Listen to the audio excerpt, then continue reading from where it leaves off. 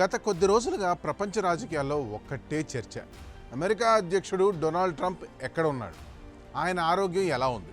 Social మీడియాలో viral అవుతున్న ఒక వీడియోలో ఒక బాడీ బ్యాగ్ని అంబులెన్స్లోకి తరలిస్తున్న దృశ్యాలు అందరినీ ఉలిక్కిపడేలా చేశాయి.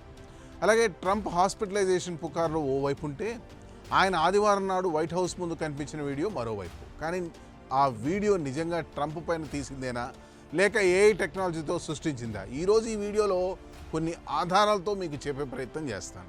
వీడియో అయితే ఎక్కడా స్కిప్ అవ్వకుండా చూడండి. అసలు ఇంతలా ట్రంప్ ఆరోగ్యంపై వార్తలు వైరల్ అవడానికి కారణం, శనివారం నాడు వైట్ హౌస్లో ఒక అసాధారణ ప్రకటన రావడం.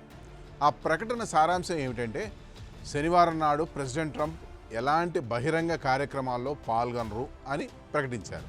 సాధారణంగా యాక్టివ్గా ఉండే ట్రంప్ ఇలాంటి ప్రకటన రాగానే సోషల్ మీడియాలో ట్రంప్ హాస్పిటలైజేషన్ అనే ట్యాగ్లు వైరల్ అయ్యాయి.